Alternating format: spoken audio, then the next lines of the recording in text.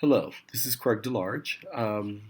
I made this recording for this Sunday's book discussion, the NAMI Sunday Forum at Ardmore Presbyterian, in as much as I'm not able to be there because of a trip that I needed to make to Singapore. What I've been asked to do was to kind of go through my impressions of the book to support the discussion that Ingrid Waldron will be leading. And so I'm doing this a bit off the cuff. And as you can see, I'm in a hotel room in Singapore, actually, as we speak. And so bear with me as I walk through the key points of the discussion. And I hope that this will be a helpful contribution to the discussion that goes on after this video is shown. And also forgive that it's going to be a little choppy as I'm going to speak a bit and then pause a bit as I go through this. And so, what I want to do here is talk about the reasons why this book, Resilience by Jesse Close, Glenn Close, and Pete Early, were attractive to myself and the NAMI PA Mainline board when we thought about using it for this discussion. The key themes that really jumped out and resonated with me, including some of my favorite sections of the book. And then finally, I want to talk about some of the takeaways and intended applications that I think we should be thinking about as those who live with mental illnesses, care for those who have mental illnesses, and want to be in a position to best advocate for the progress in this front within the society based on what the book contains. So the reason that this book really appealed to me is that, the title Resilience, which is a key aspect of making it in life in general, and especially in making it in this area of mental illnesses and disorders. Resilience essentially meaning the ability to bounce back from some trauma. The other thing that was attractive about the book is that I'm a big fan of Glenn Close and her work. And so hearing about she and her family and how they worked with this particular situation, as well as the great work that she's been doing with her anti-stigma initiative, Bring Change to Mind, is another thing that really intrigued me about this book. So there are really three key themes that jump out for me in this book. The first one has really to do with resilience. In reading this book, there's a lot there, and I would dare say at the beginning of the book, where Jessie Close talks a lot about her experience of the disease, which is helpful, but wasn't really so much what jumped out at me. It was really witnessing over the course of the book, and especially towards the end of the book, how the Close family demonstrated the recognition of their need and their helplessness, though mostly in retrospect, to do something to address mental illness in their family, not just in Jessie, Glenn's sister, but also in her nephew, Kaylin. How they continually learned and provided support, even when they didn't understand. They didn't push Jessie away, nor Kaylin, but continued to try to learn and understand what was going on.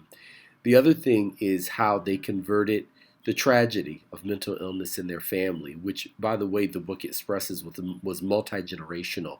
And after they got educated, they came to understand that this is something that was not only evident in Jessie and Kaylin, but in an uncle of theirs, a generation before them. But how they converted this tragedy into advocacy, and how they used their resources, which are extraordinary because they come from a wealthy family, to actually address the issue of stigma, which is what you see in the work that they're doing with Bringing Change to Mind. Some of the favorite readings in the book related to this particular theme is where, I think this is Glenn Close, this is around page 300, talks about how, and I quote, "I also talk about how our family had no vocabulary for mental illness and at what cost, how vital it was for us to educate ourselves and having the courage to start the conversation and bring support to our loved ones." In another section of the book, This is around page 33. Glenn Close is recollecting an episode that she had with her sister when they are children, and she says, "My most powerful image from that time of our lives, we are in the upstairs hall of Delwood. I think it is daytime, but there is not much light in the hall. I'm about 11 years old, so Jessie must be about 5. She is standing in front of me in a summer dress. She has 2 long blonde skinny braids that reach down to her waist. She is not looking at me, and yet even though I can't see her eyes, I can tell that she is upset. With her right thumb and forefinger, she is violently rubbing the soft skin between her left thumb and forefinger. She has worried it for so long that it is red and crusty. Sometimes it bleeds. I can feel her distress. I pull her hands apart to try to make her stop. She pauses for a moment, looks up at me, and then starts rubbing again. I don't understand why she keeps doing something that must cause her pain. In my mind, the scene has no conclusion. It is simply the two of us wordlessly facing each other in a somber hallway. I'm intently focused on what my little sister is doing, not understanding why she is doing it, and not being able to stop her." This passage in particular seems to encapsulate what the experience of being the caregiver of a person with mental illness is, in a very poignant description. Certainly we feel this way, the helplessness of despite everything that we do in trying to help our loved ones. But then, of course, that's what resilience is about. And then on page 101 in another section, and I think this is Jessie talking now, she says there's a tricky line between not suspecting and suspecting too much. Thinking back, I realize that even though Jessie had tried to kill herself twice, and even though she seemed to have no control over her sexuality and had gotten herself into an abusive relationship and was doing drugs to cope, in spite of all that, none of us ever thought that she might be suffering from a mental disorder. And this, by the way, is not Jessie speaking, but Glenn speaking, I realized after having read it. And then in another passage in the book, page 289, you begin to see kind of from the recognition of helplessness in the prior passages, we move to a place where there's some resolution that is taking place, although the issue is not entirely solved, not without, again, resilience and vigilance, I would add, in how they deal with this. So Jessie talks about, and I quote, "After the spotlight was turned off and everyone had gone, I went to my room, and for the first time in years, I felt good about my relationship with each of my children. Not only was I becoming whole again, so was my family." And then in another passage, this is again around page 289, Jessie again speaking, says, "Near the end of their comments, my children reached a unanimous conclusion.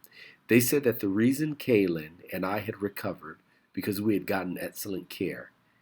And they were grateful that our family could afford it, because many can't. But just as important, we had come together as a family. Despite our faults, especially mine, we had clung together. If I hadn't been able to provide one of them," these are her children, "with comfort when I was at my worst, one of their siblings were able to do so." And so, again, in this area of resilience, and the resilience of the Close family in particular, this is something that really jumped out at me and stuck with me over the course of this book. The next area that really resonated with me from this book is the idea of stigma. You know, stigma continues to be the greatest barrier, I believe, that we have to addressing and improving mental illness and mental health in our society. As it stunts discussion and education, it delays screenings, it deprioritizes funding, both of a monetary as well as an educational, political standpoint. It shames those who live with mental illness and we, their caregivers, into too much silence and too much passivity and too little hope. And so this really comes out in the book for me. There are a few readings that really bring this point home. The first one from page 219, and this is Jessie talking now. She says, Tom didn't want to send Kalen, that's their son, to McLean, which is one of the hospitals that they sent him to. But I insisted, and he finally gave in. Kalen was still visibly confused when he was discharged from St. Peter's Hospital, and I was nervous about flying with him to Denver and then Boston. United Airlines discounted Kalen's ticket because his trip was deemed a medical necessity, but it wouldn't cut the cost of mine. The ticket agent looked at us suspiciously when we appeared at the airplane. I could almost hear her thoughts. What could possibly be wrong with this seemingly healthy, good-looking young man? So wrong that he deserved a discounted medical necessity fare. If Kalen had been in a wheelchair, the agent wouldn't have given us a second glance, I thought. But because he was mentally ill, I was certain that she suspected we were trying to cheat the airline. That really stuck with me because, we all hope for the day where we get to the point where the society recognizes that mental illness is not a character flaw or some unexplained deficiency in a person that does not require the same level of accommodation for how it disables that we have come to recognize in a society for those that are physically disabled. In another passage, this now around page 287, and again, this is Jessie talking. Listen to this, it's really interesting. She says, the more sensitive a person is, the more susceptible that individual is to mental illness. It seems like a sick joke that our universe plays on us as children, that the more it allows a person to see the world's beauty and deep connectivity, the more difficult it becomes for that person to maintain good mental health. In our culture, we tend to treat those dealing with that trade-off with a fierce double standard. As long as they are sharing with us beautiful insights into humanity, we will love and cherish them as heroes. But if they fall into substance abuse, depression, psychosis, or any other form of mental illness, we tend to say, it's not our problem. Interesting double standard, and one that we should all consider and that we're all working on as we battle mental illness. And then again, the book kind of goes from recognition to resolution, which you kind of see in these next two passages. This next one on page 300, again, Jessie speaking, and I quote, she says, in the 4 years since Bring Change to Mind was launched, as the three of us have spoken across the country, she's talking about herself, her son Kalen, and her daughter Maddie. She says, I have witnessed a remarkable transformation in both Jessie and Kalen. I'm sorry, this is Glenn speaking. As they began to tell their stories in speech after speech, on national television talk shows, and in 2 public service announcements, they began to function better. They found their own voices, and they got stronger and more confident.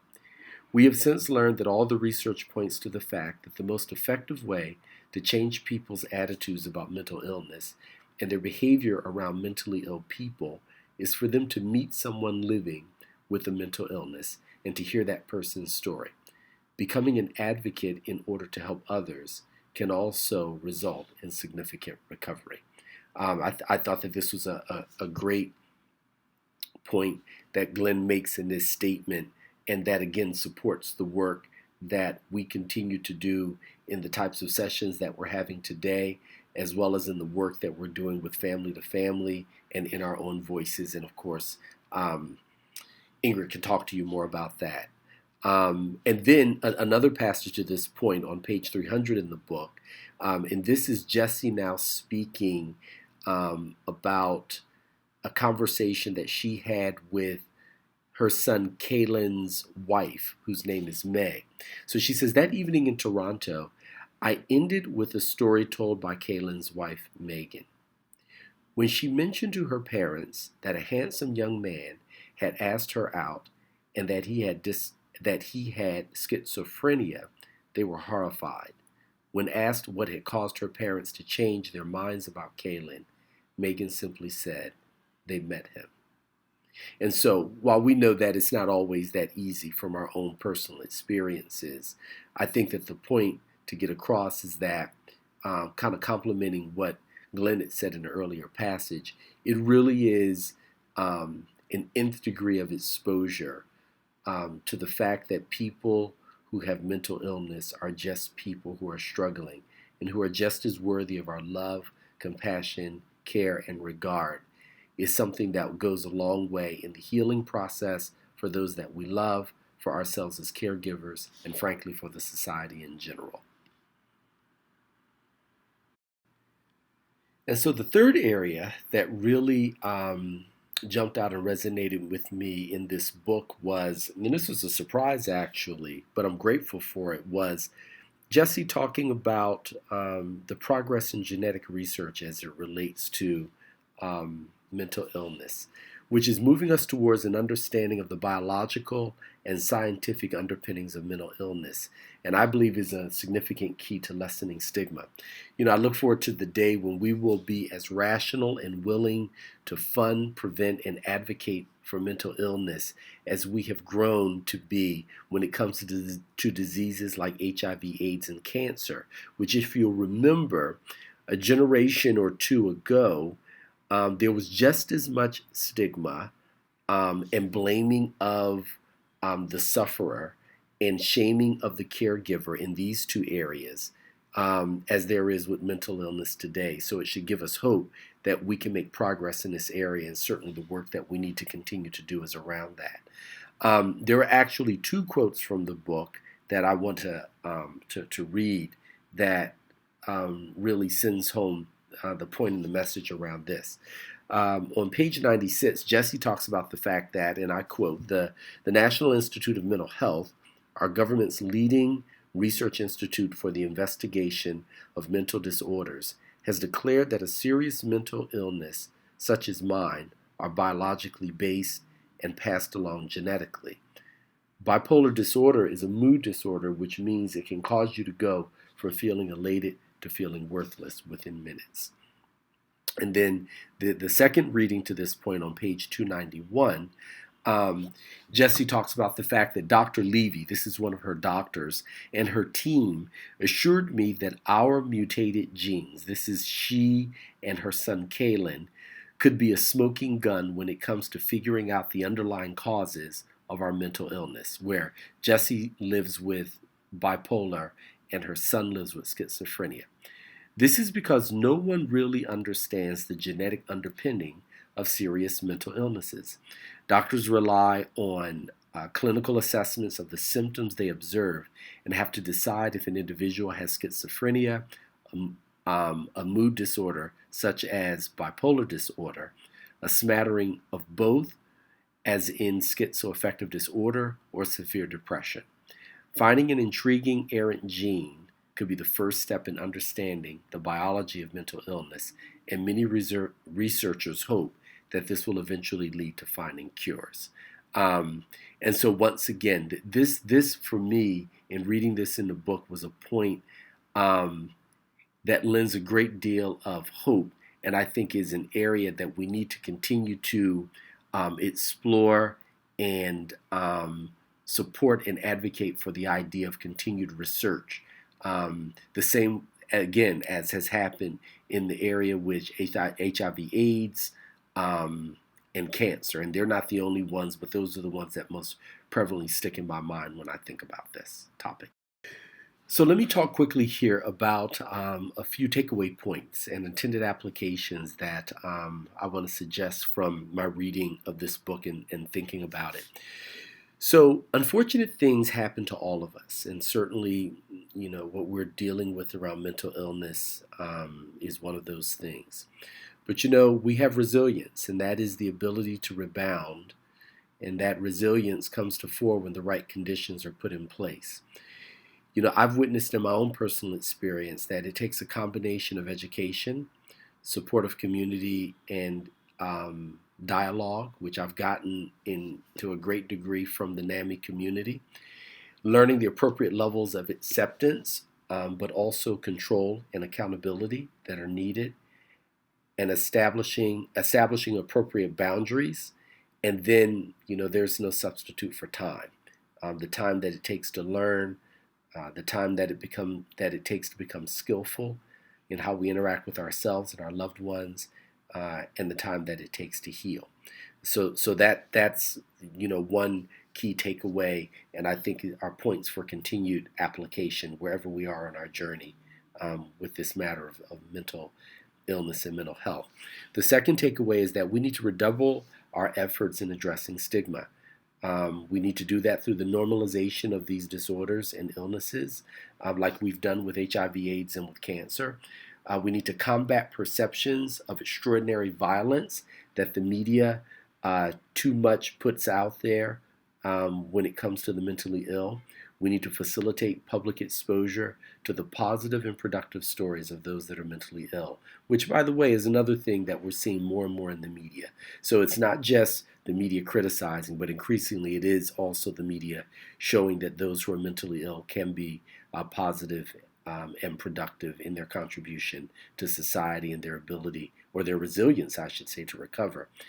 And that we should continue to advocate for mental health parity and increased funding. So we have a law that's on the books, but we've got a lot of work to do still to make sure that that law is properly applied and that it becomes conventional wisdom in how health care is administered and delivered.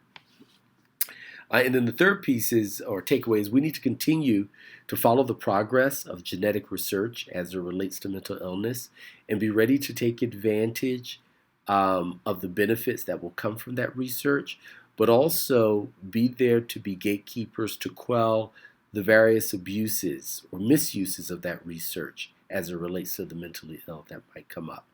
And so, I hope that this, not as short as I thought it was going to be, but kind of preface and contribution to this discussion will be helpful. And at this point, I'll turn it over to Ingrid to conduct the actual discussion. You guys be well. I wish you health and wellness and peace and ease as you continue on your varied journeys, either as one who lives with mental illness. Certainly we're all susceptible to mental illness if we don't take care of ourselves. And many of us are caregivers of those who are mentally ill. So be well and wish me well here in Singapore. And I hope to see you guys at some point in the future when I come back to the United States. Bye-bye.